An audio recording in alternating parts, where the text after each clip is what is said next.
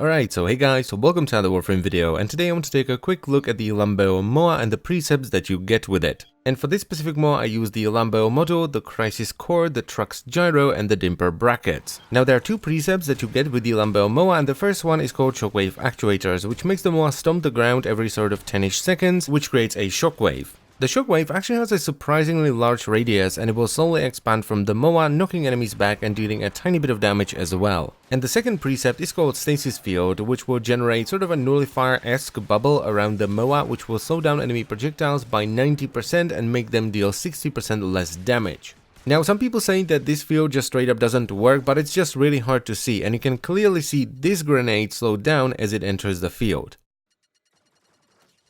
There it is, and you can also kind of see it with this shot right here.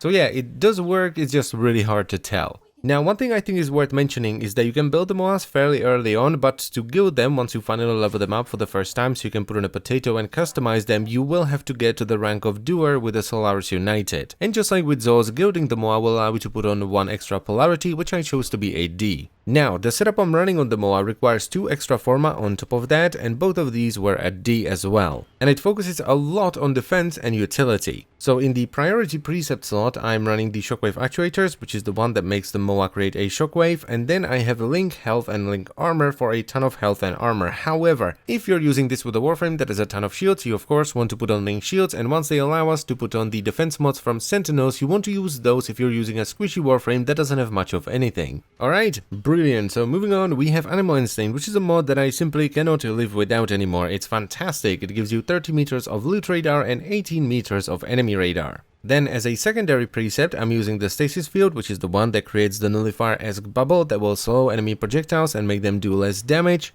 And that is followed up by Vacuum, which has been changed to Vacuum thanks to you rather than your companion. Then, since I didn't really know what else to use on the MOA because there aren't too many mods, I decided to go with Sanctuary, which provides a bit of extra defense when you're reviving someone because it covers you in a bubble. I also use Medipet Kit, which heals the MOA very slowly by the way, but it helps, and it also provides bleed out reduction, which is nice because it gives me about a minute to revive the MOA when it goes down. Then, as sort of a tertiary ability for the MOA, I decided to use a Mediray, which makes it heal you for 12% of your maximum health over 4 seconds every now and then, and this synergizes really well with the type of frames that I play, you know, frames that have a lot of health, so this actually heals you for a lot. And I topped it all off with Coolant Leak, which used to be buggy as hell, but it now finally works, and what it does is it slows all enemies within 3 meters of the MOA by 10%. I think a lot of people just straight up forgot about Coolant Leak because of how broken it was. It used to like glitch out bosses and do weird stuff, but it's not bad for the MOA because it will just make it slow things down as it's running around. Now when it comes to damage, the Lambeo model has none. It will just tickle the enemies with the shockwave, but that's about it, so it's mostly dependent on the type of weapon you equip on the MOA. But that's okay I think, because the Lambeo model is focused mostly on defense and crowd control. And I personally decided to equip the MOA with Sweeper Prime that's modded with dual stat mods for Corrosive and Blast, so on top of the knockdown I have from the Shockwave and Coolant Leak, I also have a Blast for some additional knockdown and Corrosive for armor stripping.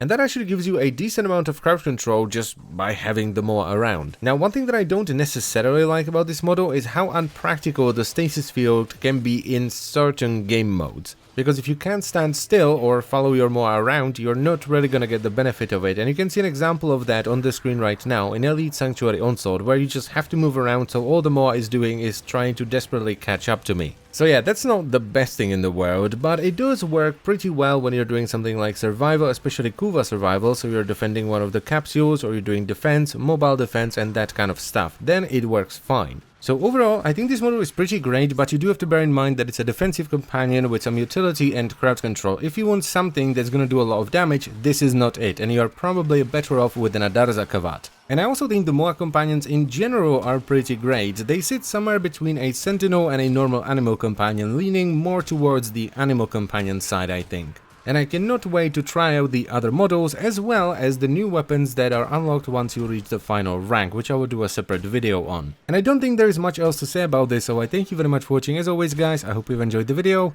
and I will see you next time. Bye bye.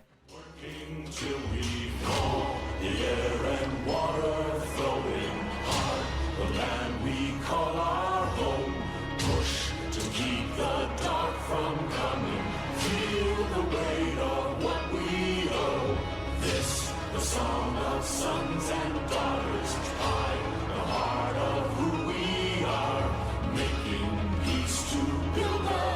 future, strong, united.